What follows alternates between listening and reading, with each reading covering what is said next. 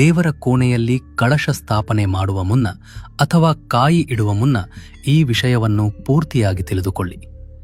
ಯಾಕೆ ಗೊತ್ತೇ? ನೀವು ಭಕ್ತಿಯಿಂದ ಇಡುತ್ತಿರುವ ಆ ಕಳಶ ದೇವತೆಯನ್ನು ಆಕರ್ಷಿಸುತ್ತಿದೆಯೋ ಅಥವಾ ನಿಮ್ಮ ಮನೆಯ ದಾರಿದ್ರ್ಯಕ್ಕೆ ಕಾರಣವಾಗುತ್ತಿದೆಯೋ? ನಾವು ಯಾವುದೇ ಪೂಜೆ ಮಾಡುವ ಮೊದಲು ದೇವಸ್ಥಾನದ ಕುಂಭಾಭಿಷೇಕವಿರಲಿ ಅಥವಾ ಮನೆಯಲ್ಲಿ ಸತ್ಯನಾರಾಯಣ ಪೂಜೆ ಇರಲಿ, ಅಲ್ಲಿ ಮೊದಲು ಸ್ಥಾಪನೆಯಾಗುವುದು ಕಳಶ. ಏಕೆ ಈ ಕಳಶಕ್ಕೆ ಅಷ್ಟು ಮಹತ್ವ? ಕೇವಲ ನೀರು ತುಂಬಿದ ಒಂದು ಲೋಹದ ಪಾತ್ರೆಗೆ ನಾವು ಏಕೆ ದೇವರೆಂದು ತಲೆಬಾಗಿ ನಮಸ್ಕರಿಸುತ್ತೇವೆ? ಕಳಶ ಎಂದರೆ ಕೇವಲ ಚೆಂಬಲ್ಲ, ಅದೊಂದು ವೈಜ್ಞಾನಿಕ ಶಕ್ತಿ ಕೇಂದ್ರ.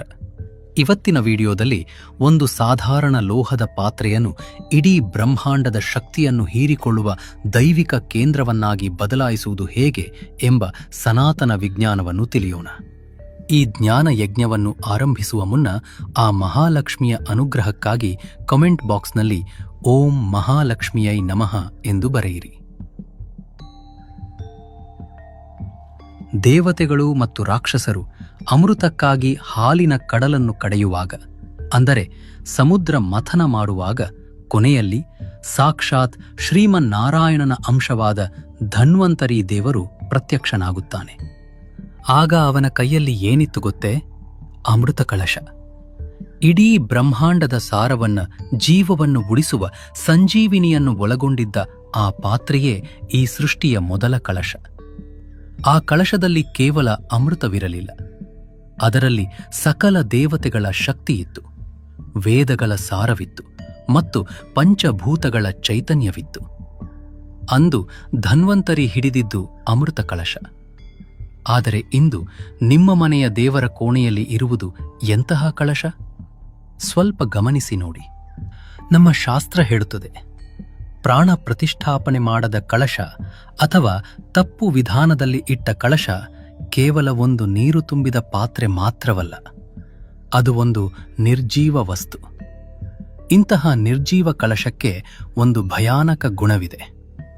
ಅದು ನಿಮ್ಮ ಮನೆಯಲ್ಲಿರುವ ಲಕ್ಷ್ಮಿಯನ್ನು ಆಕರ್ಷಿಸುವ ಬದಲು ನಿಮ್ಮ ಮನೆಯಲ್ಲಿರುವ ಅನಿಷ್ಟ ಶಕ್ತಿಯನ್ನು, ರೋಗ ರುಜಿನಗಳನ್ನು ತನ್ನೊಳಗೆ ಹೀರಿಕೊಂಡು ಮತ್ತೆ ಅದನ್ನೇ ನಿಮ್ಮ ಮನೆಗೆ ಪಸರಿಸುವ ಅಲಕ್ಷ್ಮಿ ಕೇಂದ್ರವಾಗಿ ಬದಲಾಗುತ್ತದೆ.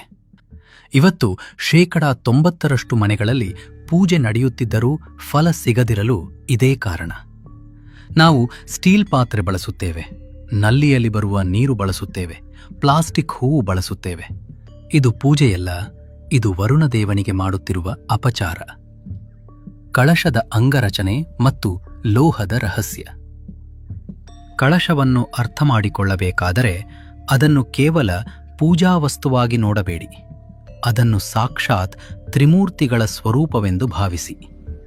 ಕಳಶಸ್ಯ ಮುಖೇ ವಿಷ್ಣು, ಕಂಠೆ ರುದ್ರ ಸಮಾಶ್ರಿತಾ, ಮೂಲೆ ತತ್ರ ಸ್ಥಿತೋ ಬ್ರಹ್ಮ, ಮಧ್ಯೆ ಮಾತೃಗಣಾ ಸ್ಮೃತಾ. ಅರ್ಥಾತ್ ಕಳಶದ ಮೇಲ್ಭಾಗದ ಬಾಯಿಯಲ್ಲಿ ವಿಷ್ಣು, ಕಳಶದ ಕುತ್ತಿಗೆಯ ಭಾಗದಲ್ಲಿ ಶಿವನು ಮತ್ತು ಕಳಶದ ಕೆಳಭಾಗದಲ್ಲಿ ಸೃಷ್ಟಿಕರ್ತ ಬ್ರಹ್ಮದೇವನು. ಕಳಶದ ಮಧ್ಯಭಾಗದಲ್ಲಿ ಸಕಲ ಮಾತೃದೇವತೆಗಳು ನೆಲೆಸಿರುತ್ತಾರೆ. ಹಾಗಾದರೆ ಈ ದೇವತೆಗಳನ್ನು ಆವಾಹನೆ ಮಾಡಲು ನಾವು ಎಂತಹ ಪಾತ್ರೆ ಬಳಸಬೇಕು? ಇಲ್ಲಿಯೇ ಬಹಳಷ್ಟು ಜನ ಎಡವುತ್ತಾರೆ. ಹೊಳೆಯುತ್ತದೆ, ನೋಡಲು ಚೆನ್ನಾಗಿದೆ ಎಂದು ಬಹಳಷ್ಟು ಜನ ಸ್ಟೀಲ್ ಪಾತ್ರೆಗಳನ್ನು ಬಳಸುತ್ತಾರೆ. ಇದು ಮಹಾ ತಪ್ಪು. ಶಾಸ್ತ್ರದ ಪ್ರಕಾರ ಮತ್ತು ವಿಜ್ಞಾನದ ಪ್ರಕಾರ ಸ್ಟೀಲ್ ಪಾತ್ರೆಯಲ್ಲಿ ಕಬ್ಬಿಣದ ಅಂಶವಿರುತ್ತದೆ. ಕಬ್ಬಿಣ ಶನಿ ಗ್ರಹಕ್ಕೆ ಸೇರಿತು. ಮಂಗಳಕರವಾದ ಕಾರ್ಯಗಳಿಗೆ ಇದು ಶ್ರೇಷ್ಠವಲ್ಲ. ಅದಕ್ಕಿಂತ ಮುಖ್ಯವಾಗಿ ವೈಜ್ಞಾನಿಕವಾಗಿ ಹೇಳಬೇಕೆಂದರೆ ಸ್ಟೀಲ್ ಪಾತ್ರೆಯು ಬ್ರಹ್ಮಾಂಡದ ವಿದ್ಯುತ್ಕಾಂತೀಯ ಶಕ್ತಿಯನ್ನು ಹಿಡಿದಿಟ್ಟುಕೊಳ್ಳುವ ಗುಣವನ್ನು ಹೊಂದಿಲ್ಲ. ಆದ್ದರಿಂದ ಯಾವಾಗಲೂ ತಾಮ್ರ ಅಥವಾ ಹಿತ್ತಾಳೆ ಇಲ್ಲವೇ ಶಕ್ತಿ ಇದ್ದರೆ ಬೆಳ್ಳಿಯ ಪಾತ್ರೆಯನ್ನೇ ಬಳಸಿ. ತಾಮ್ರ ಮತ್ತು ಹಿತ್ತಾಳೆ ಈ ಪ್ರಕೃತಿಯಲ್ಲಿರುವ ವಿದ್ಯುತ್ ಶಕ್ತಿಯ ಅತ್ಯುತ್ತಮ ವಾಹಕಗಳು. ಪೂಜೆಯಲ್ಲಿ ಉಂಟಾಗುವ ಮಂತ್ರದ ಶಕ್ತಿಯನ್ನು ಇವು ಹೀರಿಕೊಳ್ಳುತ್ತವೆ ಮತ್ತು ಬಹಳ ಕಾಲದವರೆಗೆ ಹಿಡಿದಿಟ್ಟುಕೊಳ್ಳುತ್ತವೆ. ಭೂಮಿಯ ತತ್ವಕ್ಕೆ ಹತ್ತಿರವಾಗಿರುವ ಲೋಹಗಳೆಂದರೆ ಇವೆರಡು ಮಾತ್ರ.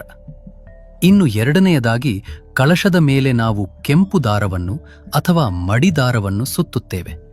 ಇದು ಕೇವಲ ಅಲಂಕಾರಕ್ಕಲ್ಲ, ಅದು ಆ ಕಳಶದ ನಾಡಿಗಳು. ನೀವು ಗಮನಿಸಿರಬಹುದು, ದಾರವನ್ನು ಚೌಕ ಆಕಾರದಲ್ಲಿ ಅಥವಾ ವಜ್ರದ ಆಕಾರದಲ್ಲಿ, ಅಂದರೆ ಒಂದು ಬಲೆಯಂತೆ ಸುತ್ತಲಾಗುತ್ತದೆ. ಯಾಕೆ ಹೀಗೆ?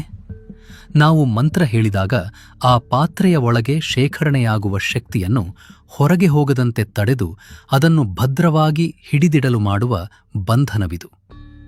ಹೇಗೆ ನಮ್ಮ ದೇಹದಲ್ಲಿ ರಕ್ತನಾಳಗಳು ಶಕ್ತಿಯನ್ನು ಹಿಡಿದಿಟ್ಟುಕೊಳ್ಳುತ್ತವೆಯೋ ಹಾಗೆ ಈ ದಾರಗಳು ಕಳಶದ ಶಕ್ತಿಯನ್ನು ರಕ್ಷಿಸುತ್ತವೆ. ಜಲತತ್ವ ಮತ್ತು ಶಬ್ದ ತರಂಗಗಳ ವಿಜ್ಞಾನ. ಪಾತ್ರೆ ಮತ್ತು ದಾರ ಸಿದ್ಧವಾಯಿತು. ಈಗ ಅದಕ್ಕೆ ಜೀವ ಅಥವಾ ಪ್ರಾಣ ತುಂಬುವುದು ಹೇಗೆ? ಅದಕ್ಕೆ ಬೇಕಾಗಿರುವುದು ಶುದ್ಧ ಜಲ. ನೀರು ಈ ಸೃಷ್ಟಿಯ ಅತ್ಯಂತ ಅದ್ಭುತವಾದ ವಸ್ತು. ಅದಕ್ಕೆ ನೆನಪಿನ ಶಕ್ತಿ ಇದೆ. ಆದರೆ ನಾವು ಏನು ಮಾಡುತ್ತೇವೆ? ನಲ್ಲಿಯಲ್ಲಿ ಬರುವ ಕ್ರಿಮಿಗಳಿರಬಾರದೆಂದು ರಾಸಾಯನಿಕ ಬೆರೆಸಿದ ನೀರನ್ನು ತುಂಬುತ್ತೇವೆ. ಅದು ಸತ್ತ ನೀರು. ಕಳಶದ ನೀರು ತೀರ್ಥವಾಗಬೇಕು. ನೀರು ಸೂಕ್ಷ್ಮ ಜೀವಿಗಳನ್ನು ಬೇಗ ಆಕರ್ಷಿಸುತ್ತದೆ. ಅದಕ್ಕೆ ನೀರು ಕೊಳೆಯದಂತೆ ತಡೆಯಲು ನಾವು ಅದರಲ್ಲಿ ವಿಶೇಷ ವಸ್ತುಗಳನ್ನು ಹಾಕಲೇಬೇಕು. ಆ ನೀರಿನಲ್ಲಿ ಸ್ವಲ್ಪ ಏಲಕ್ಕಿ, ಲವಂಗ ಮತ್ತು ಪಚ್ಚ ಕರ್ಪೂರವನ್ನು ಹಾಕಿ. ಇದು ಕೇವಲ ಸುವಾಸನೆಗೆ ಮಾತ್ರವಲ್ಲ, ಈ ವಸ್ತುಗಳು ನೀರಿನ ಅಣುವಿನ ರಚನೆಯನ್ನು ಬದಲಾಯಿಸುತ್ತವೆ. ವಿಶೇಷವಾಗಿ ಪಚ್ಚ ಕರ್ಪೂರವು ನೀರಿನಲ್ಲಿರುವ ದೋಷಗಳನ್ನು ಕೊಂದು ಆಮ್ಲಜನಕವನ್ನು ಹೆಚ್ಚಿಸುತ್ತದೆ. ಇವುಗಳನ್ನು ಹಾಕಿದಾಗ ಮಾತ್ರ ಆ ನೀರು ದೈವಿಕ ದ್ರವವಾಗುತ್ತದೆ. ಈಗ ಆ ನೀರಿಗೆ ಶಕ್ತಿ ತುಂಬುವುದು ಹೇಗೆ? ಇಲ್ಲಿ ಬರುತ್ತದೆ ಶಬ್ದ ವಿಜ್ಞಾನ. ನೀವು ಕಳಶದ ಮುಂದೆ ಕುಳಿತು ಗಂಟೆ ಬಾರಿಸುತ್ತೀರಿ, ಮಂತ್ರ ಹೇಳುತ್ತೀರಿ. ಆಗ ಏನಾಗುತ್ತದೆ? ವಿಜ್ಞಾನದ ಪ್ರಕಾರ ನೀರಿಗೆ ಗ್ರಹಿಸುವ ಶಕ್ತಿ ಇದೆ. ನೀವು ಹೇಳುವ ಪ್ರತಿಯೊಂದು ಮಂತ್ರದ ಶಬ್ದ ತರಂಗಗಳು ಆ ತಾಮ್ರದ ಪಾತ್ರೆಯ ಮೂಲಕ ಹಾಯ್ದು ನೀರಿನ ಅಣುಗಳನ್ನು ತಲುಪುತ್ತವೆ. ಆ ನೀರು ಆ ಶಕ್ತಿಯನ್ನು ಹೀರಿಕೊಂಡು ಕಂಪಿಸಲು ಶುರು ಮಾಡುತ್ತದೆ. ಹೀಗೆ ಮಂತ್ರದ ಶಕ್ತಿಯಿಂದ ಆ ನೀರು ಚಾರ್ಜ್ ಆದಾಗ ಅದು ಸಾಧಾರಣ ನೀರಾಗಿ ಉಳಿಯುವುದಿಲ್ಲ. ಅದು ಸಾಕ್ಷಾತ್ ವರುಣದೇವನ ಸ್ವರೂಪವಾಗುತ್ತದೆ. ಈಗ ಆ ಶಕ್ತಿ ಹೊರಗೆ ಬರಬೇಕು. ಅದಕ್ಕೆ ನಾವು ಬಳಸುವ ಸಾಧನಗಳೇ ತೆಂಗಿನಕಾಯಿ ಮತ್ತು ಎಲೆಗಳು. ಕಳಶದ ಮೇಲೆ ಇಡುವ ತೆಂಗಿನಕಾಯಿ ಮನುಷ್ಯನ ತಲೆಗೆ ಸಮಾನ. ತೆಂಗಿನಕಾಯಿಯ ಜುಟ್ಟು ಇದೆಯಲ್ಲ, ಅದು ಆಕಾಶದಿಂದ ಬರುವ ದೈವಿಕ ಶಕ್ತಿಯನ್ನು ಸ್ವೀಕರಿಸುವ ಗ್ರಾಹಕ.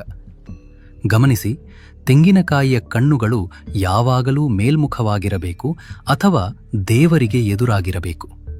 ಆಗ ಮಾತ್ರ ಅದು ಮನುಷ್ಯನ ತಲೆಯ ಮೇಲಿರುವ ಸಹಸ್ರಾರ ಚಕ್ರದಂತೆ ಕೆಲಸ ಮಾಡಿ ಬ್ರಹ್ಮಾಂಡದ ಶಕ್ತಿಯನ್ನು ಸ್ವೀಕರಿಸುತ್ತದೆ. ಇನ್ನು ನಾವು ಬಳಸುವ 5 ಅಥವಾ 7 ಮಾವಿನ ಎಲೆಗಳು. ಲೋಹದ ಪಾತ್ರೆ ಮತ್ತು ತೆಂಗಿನಕಾಯಿಯ ಮಧ್ಯೆ ನೇರ ಸಂಪರ್ಕ ಇರಬಾರದು. ಈ ಎಲೆಗಳು ಶಕ್ತಿಯನ್ನು ಹಂಚುವ ವಾಹಕಗಳು. ನೀರಿನಲ್ಲಿ ಶೇಖರಣೆಯಾದ ಶಕ್ತಿಯನ್ನು ಹೀರಿಕೊಂಡು ಅದನ್ನು ತೆಂಗಿನಕಾಯಿಗೆ ವರ್ಗಾಯಿಸಿ ಅಲ್ಲಿಂದ ಇಡೀ ಮನೆಗೆ ಪಸರಿಸುವ ಕೆಲಸ ಈ ಎಲೆಗಳದ್ದು. ಆದ್ದರಿಂದ ತುದಿ ಮುರಿದಿರುವ ಒಣಗಿರುವ ಎಲೆಗಳನ್ನು ಅಪ್ಪಿತಪ್ಪಿಯೂ ಬಳಸಬೇಡಿ. ಅದು ಶಕ್ತಿಯ ಪ್ರವಾಹವನ್ನು ತಡೆದುಬಿಡುತ್ತದೆ. ನಿಮ್ಮ ಸಂಕಲ್ಪಕ್ಕೆ ತಕ್ಕಂತೆ ಕಳಶ. ವಿಶೇಷ ಪರಿಹಾರಗಳು. ಕಳಶ ಒಂದು ರೇಡಿಯೋ ಇದ್ದಂತೆ. ನೀವು ಯಾವ ತರಂಗಾಂತರವನ್ನು ಹೊಂದಿಸುತ್ತೀರೋ ಆ ದೇವರ ಅನುಗ್ರಹ ನಿಮಗೆ ಸಿಗುತ್ತದೆ. ಎಲ್ಲದಕ್ಕೂ ಒಂದೇ ತರಹದ ಕಳಶ ಇರುವುದಲ್ಲ. ನಿಮ್ಮ ಗುರಿ ಏನು? ನಿಮ್ಮ ಸಂಕಲ್ಪ ಏನು? ಅದಕ್ಕೆ ತಕ್ಕಂತೆ ನೀರಿನಲ್ಲಿ ಹಾಕುವ ವಸ್ತು ಬದಲಾಗಬೇಕು. ಇದನ್ನು ಗುಪ್ತವಾಗಿ ಗುರುತು ಮಾಡಿಕೊಳ್ಳಿ. ಮೊದಲನೇದಾಗಿ ಐಶ್ವರ್ಯ ಮತ್ತು ಧನಲಾಭಕ್ಕಾಗಿ. ನಿಮಗೆ ಹಣದ ಸಮಸ್ಯೆ ಇದ್ದರೆ ಅಥವಾ ಮನೆಯಲ್ಲಿ ಮಹಾಲಕ್ಷ್ಮಿ ಸ್ಥಿರವಾಗಿ ನೆಲೆಸಬೇಕೆಂದರೆ ಕಳಶದ ನೀರಿನಲ್ಲಿ ಒಂದು ಹೊಸ ನಾಣ್ಯ, ಚಿಟಿಕೆ ಅರಿಶಿನ ಪುಡಿ ಮತ್ತು ಸಾಧ್ಯವಾದರೆ ಒಂದು ಗೋಮತಿ ಚಕ್ರವನ್ನು ಹಾಕಿ. ಲೋಹದ ನಾಣ್ಯ ಮತ್ತು ಅರಿಶಿನ ಸೇರಿ ಆ ನೀರನ್ನು ಧನಾತ್ಮಕ ಆಯಸ್ಕಾಂತವನ್ನಾಗಿ ಮಾಡುತ್ತವೆ. ಇದು ಐಶ್ವರ್ಯವನ್ನು ಮನೆಯತ್ತ ಆಕರ್ಷಿಸುತ್ತದೆ. ಎರಡನೆಯದಾಗಿ ಆರೋಗ್ಯ ಮತ್ತು ರೋಗ ನಿವಾರಣೆಗೆ. ಮನೆಯಲ್ಲಿ ಯಾರಿಗಾದರೂ ಆರೋಗ್ಯ ಸರಿಯಿಲ್ಲದಿದ್ದರೆ ಆ ನೀರಿನಲ್ಲಿ ಲಾವಂಚದ ಬೇರು ಹಾಕಿ. ಲಾವಂಚಕ್ಕೆ ಅಮೃತ ಬಳ್ಳಿ ಎಂಬ ಹೆಸರಿದೆ. ಇದು ನೀರಿನಲ್ಲಿ ಸೇರಿದಾಗ ಆ ನೀರು ಸಾಕ್ಷಾತ್ ಧನ್ವಂತರಿಯ ಔಷಧಿಯಾಗುತ್ತದೆ. ಮನೆಯಲ್ಲಿರುವ ರೋಗಾಣುಗಳನ್ನು ಇದು ನಾಶ ಮಾಡುತ್ತದೆ. ಮೂರನೆಯದಾಗಿ ವಿದ್ಯೆ ಮತ್ತು ಜ್ಞಾನಕ್ಕಾಗಿ. ಮಕ್ಕಳು ಓದಿನಲ್ಲಿ ಮುಂದಿರಬೇಕಾದರೆ ಆ ನೀರಿನಲ್ಲಿ ಒಂದು ಅಡಿಕೆ ಮತ್ತು ತುಳಸಿ ದಳವನ್ನು ಹಾಕಿ. ಇದು ಸರಸ್ವತೀ ದೇವಿಯ ತರಂಗಗಳನ್ನು ಆಕರ್ಷಿಸುತ್ತದೆ, ಬುದ್ಧಿಶಕ್ತಿಯನ್ನು ಚುರುಕುಗೊಳಿಸುತ್ತದೆ.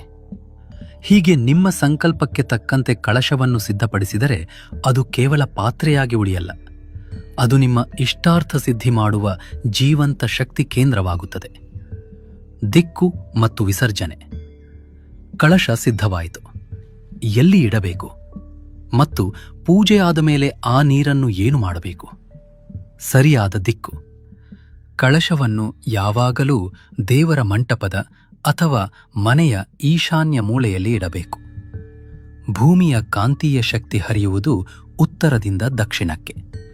ಈಶಾನ್ಯ ಮೂಲೆಯಲ್ಲಿ ಕಳಶ ಇಟ್ಟಾಗ ಅದು ಈ ಕಾಂತೀಯ ಶಕ್ತಿಗೆ ಅಡ್ಡಿ ಬರುವುದಿಲ್ಲ, ಬದಲಿಗೆ ಅದನ್ನು ಹೀರಿಕೊಂಡು ಮನೆಗೆ ಹಂಚುತ್ತದೆ. ಮತ್ತು ಅದನ್ನು ಅಕ್ಕಿಯ ಅಕ್ಷತೆ ಮೇಲೆ ಅಥವಾ ತಾಮ್ರದ ತಟ್ಟೆಯ ಮೇಲೆ ಸ್ಥಾಪಿಸಿ. ನೇರವಾಗಿ ನೆಲದ ಮೇಲೆ ಇಡಬೇಡಿ, ಭೂಮಿ ಆ ಶಕ್ತಿಯನ್ನು ಎಳೆದುಕೊಳ್ಳುತ್ತದೆ. ವಿಸರ್ಜನೆ. ಇಲ್ಲಿ 99% ಜನ ತಪ್ಪು ಮಾಡುತ್ತಾರೆ. ಪೂಜೆ ಮುಗಿದ ಮೇಲೆ ಅಥವಾ ವಾರ ಬದಲಾಯಿಸುವಾಗ ಆ ಕಳಶದ ನೀರನ್ನು ಪಾತ್ರೆ ತೊಳೆಯುವ ಜಾಗಕ್ಕೋ ಅಥವಾ ಗಿಡಕ್ಕೋ ಸುರಿಯುತ್ತಾರೆ. ಸ್ನೇಹಿತರೆ, ಎಚ್ಚರ! ಆ ನೀರು ಈಗ ಸಾಧಾರಣ ನೀರಲ್ಲ, ಅದರಲ್ಲಿ ಮಂತ್ರಶಕ್ತಿ ಇದೆ, ದೇವತೆಯ ಪ್ರಾಣಶಕ್ತಿ ಇದೆ. ಅದು ಈಗ ತೀರ್ಥ. ಆ ನೀರನ್ನು ಏನು ಮಾಡಬೇಕು? ಮೊದಲು ಸ್ವಲ್ಪ ನೀರನ್ನು ಬಲಗೈಗೆ ಹಾಕಿಕೊಂಡು ಅಕಾಲ ಮೃತ್ಯುಹರಣಂ ಎಂದು ಹೇಳಿ ಕುಡಿಯಿರಿ. ಇದು ದೇಹದ ಒಳಗಿನ ಕಲ್ಮಶವನ್ನು ತೊಳೆಯುತ್ತದೆ. ನಂತರ ಉಳಿದ ನೀರನ್ನು ಮಾವಿನ ಎಲೆಯಿಂದ ಅಥವಾ ಹೂವಿನಿಂದ ಇಡೀ ಮನೆಗೆಲ್ಲ ಚಿಮುಕಿಸಿ ಪ್ರೋಕ್ಷಣೆ ಮಾಡಿ. ಅಡುಗೆ ಮನೆ, ಹಜಾರ, ಮಲಗುವ ಕೋಣೆ ಎಲ್ಲಾ ಕಡೆ ಚಿಮುಕಿಸಿ. ಇದು ನಿಮ್ಮ ಮನೆಯ ವಾತಾವರಣದಲ್ಲಿರುವ ದೃಷ್ಟಿ ದೋಷ, ಅನಿಷ್ಟ ಶಕ್ತಿಯನ್ನು ಕ್ಷಣಾರ್ಧದಲ್ಲಿ ನಾಶ ಮಾಡುತ್ತದೆ. ಆಗ ಮಾತ್ರ ಆ ಪೂಜೆ ಸಂಪೂರ್ಣವಾಗುತ್ತದೆ. ಕಳಶ ಎಂದರೆ ಬ್ರಹ್ಮಾಂಡದ ಒಂದು ಸಣ್ಣ ರೂಪ. ಅದರಲ್ಲಿರುವ ನೀರೇ ಸಪ್ತಸಾಗರ, ಎಲೆಗಳೇ ಸಪ್ತದ್ವೀಪಗಳು, ತೆಂಗಿನಕಾಯಿಯೇ ಶಿರ, ದಾರವೇ ನಾಡಿ. ಮುಂದಿನ ಬಾರಿ ಕಳಶ ಇಡುವಾಗ ಭಯ ಮತ್ತು ಭಕ್ತಿಯಿಂದ ಇಡಿ. ಅದು ಜೀವಂತ ದೇವತೆ ಎಂದು ಭಾವಿಸಿ ಪೂಜಿಸಿ. ಆಗ ನೋಡಿ ಆ ವರುಣದೇವ ಮತ್ತು ಮಹಾಲಕ್ಷ್ಮಿ ನಿಮ್ಮ ಮನೆಯನ್ನು ಹೇಗೆ ಸುಭಿಕ್ಷವಾಗಿಡುತ್ತಾರೆ ಎಂದು.